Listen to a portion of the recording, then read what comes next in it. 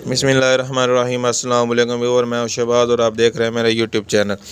आज हम बात करेंगे जी बैटरी सोल एंड ड्रॉप के बारे में। ये जो बैटरी सोल एंड ड्रॉप है ये इस्तेमाल किया जाता है आँख, नाक और कान तीनों में जो है ये इस्तेमाल किया जाता है, यानी कि आइज़, एयर, नोज़, यानी कि तीनों में जो है ये एक ड्रॉप इस्तेमाल किया जा सकता है। जिनको अगर आँखों का इन्फेक्शन है या कान में ख़ारिश होती है या आँखों में ख़ारिश होती है या फिर कान में दर्द या आँखों में दर्द रहता है तो आप ये इस्तेमाल कर सकते हैं।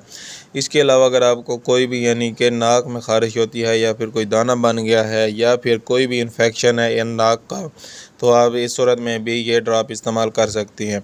इसका जो तरीका इस्तेमाल है वो है जी 3 से 4 कतरे सुबह, दोपहर, शाम, और आँख में जो है सिर्फ़ 1 कतरा डालना है सुबह, दोपहर, शाम। जी हाँ व्यूअर, अगर आपको कोई भी बात समझ नहीं आई तो हमें कमेंट लाजमी करें। मिलते हैं अगली वीडियो में, अब तक के लिए हमें इजाज़त दें। अल्लाह हाफिज़।